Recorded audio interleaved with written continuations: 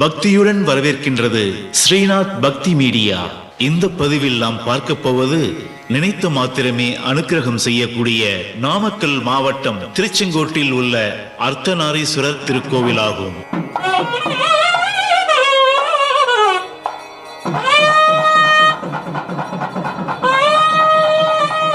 இங்கே பார்த்தீங்க அப்படின்னா திருமணம் ஆகாதவங்க அந்த சுவாமி மேலே இருக்கக்கூடிய மாலையை வாங்கி கழுத்தில் போட்டு கோவில் 3 முறை மாலை வலம் பிரார்த்தனை பண்ணின்னு போனால் திருமணம் ஆகும். குழந்தை பாக்கியம் இல்லாதவங்களுக்கு தம்பதி இங்கே மாலை மாற்றிட்டு தரிசனம் பண்ணிட்டு போனால் குழந்தை பாக்கியம் கிடைக்கும். புதுசாக திருமணமான தம்பதிகள் இங்கே மாலை மாற்றிட்டு போனால் அந்த தம்பதிகள் சுவாமி அம்பாள் மாதிரி அந்யோன்யமாக இருக்கக்கூடியதாக ஒரு ஐதீகம். இந்த கால சர்ப்பம் ராகு கேது தோஷம் உள்ளவர்கள் வெள்ளிக்கிழமை செவ்வாய்க்கிழமை ராகு காலத்தில் இங்கே தரிசனம் பண்ணிட்டு திருமண பாக்கியம் இல்லாதவங்க ஜாதகத்தை வச்சு இங்கே பூஜை பண்ணிட்டு போனால் இந்த கால சர்ப்பம் ராகுகேது தோஷம் நிவர்த்தியாகி காளஹஸ்திக்கு நிகரான ஒரு பரிகார ஸ்தலமாக இந்த ஸ்தல மகாத்மியத்தில் குறிப்பிட்டிருக்கு. அதாவது ஸ்தல வரலாறில் குறிப்பிட்டிருக்காங்க. இந்த திருச்செங்கோட்டில் அர்த்தநாரீஸ்வரர் ரொம்ப விசேஷமான சன்னதி. இந்த அர்த்தநாரீஸ்வரர் சிவஸ்தலத்தில் பெரும்பாலும் இருக்கிறது ரொம்ப விசேஷம். இந்த ஸ்தலத்துடைய முதல் கடவுள் விநாயகர், அப்புறமேட்டு செங்கோட்டை வேலவர், அடுத்ததாக அர்த்தநாரீஸ்வரர், அடுத்ததாக மகாலட்சுமி சமேத ஸ்ரீதேவி, பூமி தேவி சமேத ஸ்ரீ ஆதிகேச பெருமாள். இந்த ஆதிகேச பெருமாள் இவர்கள்லாம் சேவிச்சுட்டு கடைசியாக பெருமாளை சேவிச்சுட்டு வீட்டுக்கு போகிறப்ப லக்ஷ்மி ராட்சோட வீட்டுக்கு போகிறத ஒரு ஐதீகம். ஹர ஹர நம பார்வதி பததே ஹர ஹர மகாதேவ. தென்னாடுடைய சிவனே போற்றி, எந்நாட்டவர்க்கும் இறைவா போற்றி, ஏகம்பத்துரை எந்தாய் போற்றி, பாகம் பெண்ணுருவானாய் போற்றி. வந்தே கல்பக விக்னேஷம் ஸ்ரீமன்னாககிரீஸ்வரம் அர்த்தநாரீஸ்வரம் ஸ்கந்தம் அகோர சிவதேசிகம். பக்தகோடி மெய்யன்பர்கள் அனைவருக்கும் நமஸ்காரம். நாமக்கல் மாவட்டம் திருச்செங்கோடு வட்டம் அர்த்தநாரீஸ்வரர் திருக்கோயிலிருந்து வெங்கடேஷ் சிவாச்சாரியார் அப்படின்றவர் நான். இந்த ஸ்தலத்தை பற்றி, ஸ்தலத்துடைய மகாத்மியம் என்று சொல்லக்கூடிய ஸ்தல வரலாறை பற்றி இப்போது அப்படியே சிறு சிறு பகுதியாக இப்போ சொல்லலான் இருக்கேன். முதல்ல இந்த நாமக்கல் மாவட்டம் திருச்செங்கோடு வட்டத்தில் இருக்கக்கூடிய அர்த்தநாரீஸ்வரர் மலைக்கோயிலானது எப்படி உருவாகுது அப்படின்னா, ஆதிசேஷனுக்கும் வாயு பகவானுக்கும் சண்டை வருது, யார் பெரியவன் அப்படின்னு. அப்போ ஆதிசேஷ பகவான் மேருமலைன்னு சொல்லக்கூடிய மலையை சுற்றிக்கிறார். வாயு பகவானோட கூடிய மூச்சோட வேகம் தாங்காமல் அந்த ஆதிசேஷனுடைய 1000 தலையானது அந்த மலையோட சிதறி சிறு சிறு தின்றுகளை அப்படியே பூமியில் விழுகுது. அப்படி விழுந்த ஒரு பகுதி தான் திருச்செங்கோடு அர்த்தநாரீஸ்வரர் மலைக்கோயில். இது தமிழில் பார்த்திங்கன்னா சர்ப்பகிரி, அரவகிரி, நாகாஜலம், நாககிரி அப்படின்ற பேர் உண்டு. இதுக்கு சான்றாக அருணகிரிநாதர் கூட கந்தர் அனுபூதியில் பூகாவென எண்கிளை கூடியழ போகா வகை மெய்ப்பொருள் பேசியவா நாகாச்சல வேலவா நாலு கவி தியாகாசுரலோக சிகாமணியே. நாகாச்சல வேலவா அப்படின்றது இந்த நாககிரி மலையில் இருக்கக்கூடிய முருகப்பெருமானை புகழ்ந்து கந்தர் அனுபூதியில் ஒரு பாட்டும் எழுதியிருக்கார். மலை அப்படின்றது அப்படி உருவாகுது. கைலாயத்தில் சிவபெருமானும் சக்தியும் பக்கத்தில் உட்கார்ந்துருக்கும்போது பிரிங்கி ரிஷின்ற ரிஷி நித்தியபடி சிவபூஜை பண்ணி, அதாவது சுவாமியை மட்டுமே பூஜை பண்ணி சுவாமியை மட்டுமே பிரதட்சணம்னு சொல்லக்கூடிய வலம் வருதலை பண்ணிவிட்டு சென்றுவார். அப்படி ஒவ்வொரு தடவையும் வரும்போது ஒரு தடவை அம்பாள் கேட்குற, இந்த சிவபூஜை அப்படின்றது என்னையும் சுவாமியும் பூஜை பண்ணாதான் அந்த பலன் கிடைக்கும், அதனால் நீங்கள் அந்த பூஜையை இருவருக்கும் சேர்த்து பண்ணணுன்னும் போது பிரிங்கி ரிஷி சிவனுடைய பெருங்கடவுள் எதுவுமே கிடையாது, நான் சுவாமியை மட்டும்தான் பூஜை பண்ணுவேன்னு சொல்லி சுவாமியை மட்டும் பூஜை பண்ணி பிரதட்சணம் பண்ணிட்டு போயிடுறார். அப்போ அம்பாளுக்கு ஒரு யோசனை தோணுது, நீங்கள் தனியாக இருக்கிறதுனால தானே அவர் உங்களை மட்டும் பிரதட்சணம் பண்ணுறார், உங்களுடைய இடது பாகத்தை, இடது சரீரத்தை எனக்கு கொடுத்துருங்க அப்படின்னு சொல்லி சிவபெருமானை கேட்கும்போது சிவபெருமான் 21,000 வருஷம் சிவாக்னி வளர்த்து தபஸ் இருக்க சொல்கிறார். அம்பாளும் அதை ஏற்றுண்டு முதல்ல இந்த கேதாரகௌரி விரதம் அப்படின்றது கேதாரநாத்தில் ஆரம்பிக்குது. அதனால தான் அம்பாளுடைய பேர் கேதாரகௌரின்னு பேர், சுவாமியினுடைய பேர் கேதாரநாதீஸ்வரன் பேர். முதல் தபஸ் இருக்க ஆரம்பித்த இடம் கேதாரநாத் அடிவாரம். ஒரு சில காலங்கள் கழித்து இந்த மலையை குறிப்பிட்டு சுவாமி அசரீரியாக அம்பாள்கிட்ட சொல்கிறேன், இந்த மாதிரி திருச்செங்கோட்டில் போய் தபஸ் இரு அப்படின்னு. அப்படி அம்பாள் தபஸ் இருக்க வரும்போது இங்கே வெறும் மலை மட்டும்தான் இருக்குது.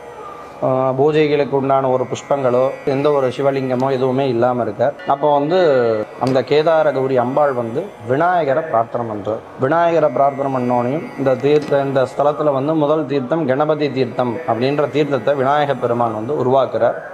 பூஜைகளுக்கு உண்டான புஷ்பங்களை வந்து நந்தவனத்தில் உருவாக்குறார். இதெல்லாம் உருவாக்கணுன்னு பூஜை பண்ண லிங்கம் வேணுமே அப்படின்னு சொல்லி விநாயகர் பிரார்த்தனை பண்ணி ஆதிசேஷன் கிட்ட கேட்குறார். ஆதிசேஷன் வந்து இந்த சிவபூஜை பண்ணால் என்னுடைய 1000 தலை கிடைக்குமா, நான் லிங்கத்தை உருவாக்கி தரேன்னு சொல்லி உடனே அம்பாள்கிட்ட ஒரு மரகத லிங்கத்தை உருவாக்கி கொடுக்குறார் ஆதிசேஷ பகவான். அம்பாளும் அந்த மரகத லிங்கத்துக்கு பூஜை பண்ணிகிட்டே வர. அப்படி பூஜை பண்ணிகிட்டே வரும்போது 21,000 வருஷம் முடிய போகுது. புரட்டாசி மாதம் மாலையபக்ஷ அமாவாசையப்போ அந்த தபசு நிறைவடையுது. அந்த அமாவாசைக்கு நாள் விரத பூர்த்தி. அமாவாசையப்போ அர்த்தநாரீஸ்வரரை சுவாமி வந்து கைலாசத்தில் காய்ச்சி கொடுக்குறார். இடபாகத்தில் வந்து பெண்மை கோலம் பூண்டு, வலது பாகத்தில் வந்து தன்னுடைய திருமேனி தாங்கி, இடப்பாகம் பெண்மையாகவும் வலப்பாகம் ஆண்மையாகவும் அர்த்தநாரீஸ்வரரை காட்சி தரார். அப்படி காட்சி கொடுக்கும்போது அந்த பிருங்கி ரிஷி எப்பவும் போல் கைலாயத்துக்கு பூஜை பண்ண வரார். அப்போ வந்து அவர் என்ன பண்ணுறார் அப்படின்னா, சுவாமியினுடைய அங்கத்தை மட்டும் பூஜை பண்ணி வண்டு உருவம் எடுத்து சுவாமியினுடைய நெஞ்சு பகுதியை குடைஞ்சு உள்ளே போய் சுற்றி வந்துடுறார். கோபம் தாங்காமல் அம்பாள் வந்து அந்த பிருங்கி ரிஷி உடம்புல இருக்கக்கூடிய சக்தியை எடுத்துடுற. உடனே வந்து சக்தி இல்லாமல் கீழே விழுந்த பிருங்கி ரிஷி தன்னுடைய தவறை மணர்ந்து சிவசக்தி ஸ்தோத்திரம் அப்படின்ற ஸ்தோத்திரம் எழுதுகிறார். ருத்ரோலிங்கம் உமாபீட்டம் தஸ்மை தஸ்ஸி நமோ நமஹா. அதாவது இதுக்கு என்ன பொருள் அப்படின்னா, ருத்ரோலிங்கம் சுவாமி எங்கே லிங்க வடிவத்தில் இருக்காலோ, உமாபீட்டம் அம்பாள் வந்து அங்கே அந்த இடத்துல ஆதார பீடமாக இருக்கா, தஸ்மை தஸ்ஸி நமோ நமஹா அப்படின்னு சொல்லி எழுதுகிறார். தன்னுடைய தவறை உணர்றார். உணர்ந்தோனையும் உடனே அர்த்தநாரீஸ்வரர் வந்து இந்த நாகாச்சலம், தமிழில் வந்து திருக்கொடிமாட செங்குன்றூர் அப்படின்ற பேர், இந்த ஸ்தலத்துக்கு வா, உனக்கு இது பண்ணுறேன்னோடனே உடனே தன்னோட சக்தி இழந்த இதோட தள்ளாடி அப்படியே இந்த மலைக்கு வந்து சேர்ற. அப்போ வந்து 3 கால் ஒரு தண்டாயுதம் கொடுத்து சுவாமியினுடைய பக்கத்தில் எப்போவுமே அந்த பிருங்கி ரிஷி இருக்கிற மாதிரி வச்சுக்கிறார். இன்னமும் சுவாமியினுடைய மூலஸ்தான சன்னதியில் சுவாமி பக்கமாக அந்த பிருங்கி ரிஷி வந்து இன்னமும் இருக்க. அவர் பூஜையாகும். அந்த கேதார கௌரி விரதத்தில் வந்து அந்த பிருங்கி ரிஷி வருஷத்தில் ஒரு தடவை வெளியில் வந்து சுவாமி அம்பாளை 3 முறை சுற்றி திரும்ப உள்ளே போயிடுவார். அந்த நிகழ்வு 21,000 வருஷம் தபஸ் இருந்த நிகழ்வை வந்து 21 நாளாக இப்போவும் பூஜை பண்ணிகிட்ருக்காங்க. அந்த 21 நாளில் வந்து திருமணம் ஆகாத பெண்கள், கல்யாணம் ஆகி தம்பதியாக பிரிஞ்சிருக்கிறவங்க, புத்திரபாக்கியம் இல்லாதவங்க வந்து வழிபட்டு 21 விளக்கு போட்டால் காரிய சித்தியாகும் அப்படின்றது ஒரு ஐதீகம். அதே போல் வந்து திருஞான சம்பந்தரால் 2 தேவாரம் எழுதப்பட்ட ஸ்தலம். ஒன்று கீழே இருந்து பொது பதிகமாக திருநீலகண்ட பதிப்பகம் ஒரு பதிகம், மலையிலிருந்து வெந்த வெந்நீர் அணிந்து அப்படின்னு சொல்லக்கூடிய ஒரு பதிகம். 2 பதிகமே 11 பாட்டை உடையது. சுவாமியினுடைய பாதத்தில் வந்து பார்த்திங்கன்னா இயற்கையான ஒரு ஊற்று இருக்கும். அதாவது இங்கே இருக்க மக்களுக்கு வந்து நளிர்ஜுரம் ஏற்பட்டதாகவும், அந்த நளிர்ஜுரம் போக்க சுவாமியினுடைய பாதத்தில் திருநீலகண்ட பதிப்பகம் பாடி முடிஞ்சோடனே அந்த இயற்கையான ஊற்று நீர் ஊறி வந்ததாகும். அந்த நீர் இப்போ வரைக்கும் வந்துட்டுருக்கு. அந்த ஊற்று நீரை எடுத்து கொடுத்து இங்கே இருக்க மக்களுக்கு வந்து குளிர்ஜுரம் போக்குனதாக ஒரு ஐதீகம். சுவாமி பாதத்தில் இன்னும் அந்த ஊற்று நீர் வருது. இங்கே வரக்கூடிய பக்தர்கள் அனைவருக்கும் அந்த ஊற்று நீரை வந்து பிரசாதமாக கொடுத்துட்ருக்கோம். சுவாமி வந்து மேற்க பார்த்துருக்கார். வெண்பாஷானம், வெண்மையாக இருப்பார். சுவாமி 7 அடி உயரம். உச்சிகாலம் ஒரே காலம்தான் சுவாமிக்கு வந்து பால் இளநீ வச்சு அபிஷேகம். சுவாமி மேற்கு பார்த்துருக்கனால என்ன விசேஷம் அப்படின்னா, அர்த்தநாரீஸ்வரம் இதி புரோக்தம் அனுகிரகம் இதி ஸ்மிருதம் அப்படின்னு சுவாமியினுடைய மகாத்மியத்தில் ஒரு வாக்கியம் உண்டு. இந்த வாக்கியத்துக்கு என்ன அர்த்தம் அப்படின்னா, நினச்ச மாத்திரத்தில் அனுகிரகம் பண்ணக்கூடிய சுவாமி. யாருனாலும் இங்கே வர முடியலையா, அவங்க மனசார சுவாமியை ஒரு தூய சிந்தனையோடு வேண்டி அவங்க பிரார்த்தனை பண்ணால் அவங்களுடைய பிரார்த்தனை நிறைவேற்றி வைக்கக்கூடிய மூர்த்தியாக இங்கே இருக்க. இங்கே வந்து பார்த்திங்க அப்படின்னா, திருமணம் ஆகாதவங்க வந்து அந்த சுவாமி மேலே இருக்கக்கூடிய மாலையை வாங்கி கழுத்தில் போட்டு கோவில் 3 முறை மாலை வலம் வந்து பிரார்த்தனை பண்ணின்னு போனால் திருமணம் ஆகும். குழந்தை பாக்கியம் இல்லாதவங்களுக்கு தம்பதி வந்து இங்கே மாலை மாற்றிட்டு தரிசனம் பண்ணிட்டு போனால் குழந்தை பாக்கியம் கிடைக்கும். புதுசாக திருமணமான தம்பதிகள் இங்கே வந்து மாலை மாற்றிட்டு போனால் அந்த தம்பதிகள் சுவாமி அம்பாள் மாதிரி அந்யோன்யமாக இருக்கக்கூடியதாக ஒரு ஐதீகம். இது வந்து அர்த்தநாரீஸ்வரர் உருவான வரலாறு. செங்கோட்டு வேளவர் இங்கே கிழக்க பார்த்துருக்கார். செங்கோட்டு வேளவர் உருவானது எப்படி அப்படின்னா, அதாவது சுவாமி திருச்செந்தூரில் சூரபத்மனை சேவலாக மாற்றி இங்கே வந்து சிவபூஜை பண்ண ஸ்தலம்.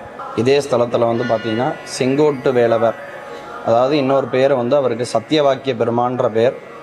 செங்கோட்டு வேளவர் எப்படி வந்தார் அப்படின்னா, வந்து திருச்செந்தூரில் சூரபத்மனை சேவலாக மாற்றி இங்கே வந்து சிவபூஜை பண்ண ஸ்தலம். இடது கையில் வந்து சுப்பிரமணியர் இங்கே வந்து பார்த்திங்கன்னா சுயம்பு திருமேனியாக இருப்பார். இடது கையில் சேவல் வச்சுருப்பார், வலது கையில் வேல். இது என்ன விசேஷம் அப்படின்னா, இந்த வேலும் சுயம்புவாக சுவாமியினுடைய சிரசுக்கு நிகராக இருக்கும். முருகனுடைய முகமும் வேல் வடிவில் தான் இருக்கும். ஆடு மேய்க்கிறவனுக்கு வந்து புலவன் வந்து பொய்சூல் உரைச்சதால் அந்த 60ஆம் படின்னு சொல்லக்கூடிய படி இங்கே இருக்குது. அந்த 60ஆம் படிக்கட்டில் நின்று சத்தியவாக்கிய பெருமானா முருகர் தீர்ப்பு சொன்னதுனால முருகனுடைய இன்னொரு பேர் இங்கே வந்து சத்தியவாக்கிய பெருமான் அப்படின்றது பேர். அருணகிரிநாதரால் 21 திருப்புகழும் கந்தர் அலங்காரத்தில் 41 பாட்டும் இங்கே செங்கோட்டு வேலவர் பேரில் எழுதியிருக்கு. செங்கோட்டு வேலவர்கிட்ட என்ன விசேஷம் அப்படின்னா, இந்த கோர்ட்டு கேஸு தீர்ப்பு வழக்கு நடக்கிறவங்க கிருத்திகை சஷ்டி வெள்ளிக்கிழமையில் கிருத்திகை நட்சத்திரம் வர நாளில் வந்து இங்கே தரிசனம் பண்ணிட்டு போனால் அந்த காரிய சித்தி ஆகும் அப்படின்றது ஐதீகம். ரெண்டாவது, சுவாமி திருச்செந்தூரில் எப்படி பஞ்சலிங்கம் பிரதிஷ்டை பண்ணி பூஜை பண்ணாரோ அதே மாதிரி சுப்பிரமணியர் வந்து செங்கோட்டு வேலவர் இடது கையில் சேவல் எடுத்துன்னு வந்து இங்கேயும் வந்து நல்லீசர், நாகீசர், குன்றீசர், தேசீசர், குமரீசர்னு சொல்லக்கூடிய 5 லிங்கத்தை பிரதிஷ்டை பண்ணி தன்னுடைய வேளால் வந்து குமார தீர்த்தம்ன்ற தீர்த்தத்தை ஊனி இங்கே வந்து சிவபூஜை பண்ணியிருக்கார். சுவாமி வந்து குமார தீர்த்தத்தை ஊனி அந்த தீர்த்தத்தை எடுத்து இங்கே வந்து சுவாமிக்கு அபிஷேகம் பண்ணி சிவபூஜை பண்ணதுனால சுவாமி வந்து ஒரு காரிய சித்தியாக இருக்கக்கூடிய சொன்னால் சுவாமி வந்து சம்ஹார கலையோடு இருக்கக்கூடியவர். சுவாமியினுடைய முகமே வேல்வெடிவு தாங்கி தான் இருக்கும். அதனால் இந்த தீர்ப்பு வழக்கு இந்த மாதிரி இதுக்கு வந்து செங்கோட்டு வேலவரை வந்து தரிசனம் பண்ணிட்டு போனால் இது எல்லாமே காரிய சித்தியமாகன்றது ஐதீகம். மேலும் நமது ஸ்தலத்தில் இன்னொரு விசேஷமாக கருதப்படக்கூடிய ஆமை மண்டபம் என்று சொல்லக்கூடிய ஆமை மண்டபம் தான் இது. இதில் இன்னொரு பெரிய தத்துவத்தை வந்து நம் முன்னோர்கள் வந்து அடக்கி வச்சுருக்காங்க. என்ன அப்படின்னா, இந்த இடத்துக்கு பேர் வந்து கண்ணத்தல வாசல் அப்படின்றது பேர். இதில் வந்து நவத்வாரம் என்று சொல்லக்கூடிய 9 வகையான துவாரம் இருக்கும். இது வந்து நம்ம சரீரத்தில் இருக்கக்கூடிய 9 துவாரங்களையும் அடக்கி ஆணவம், கண்மம், மாயை என்று 3 மனங்களையும் பிரித்து தூய ஆன்மீக சிந்தனையோடு இருந்தால் மட்டுமே இறைவன் தெரிவார் என்று சொல்லக்கூடிய ஒரு அற்புதமான விஷயத்தை இந்த ஸ்தலத்தில் வந்து நம் முன்னோர்கள் வந்து இந்த இடத்துல வச்சுருக்காங்க. அது இந்த ஸ்தலத்தோட மேலும் இன்னொரு விசேஷமாக கருதப்படுகிறது. இந்த ஸ்தலத்தில் வந்து நாககிரி, நாகாத்மியம், நாகாஜலம் அப்படின்னு இந்த புனைப்பெயர்கள்லாம் உண்டு.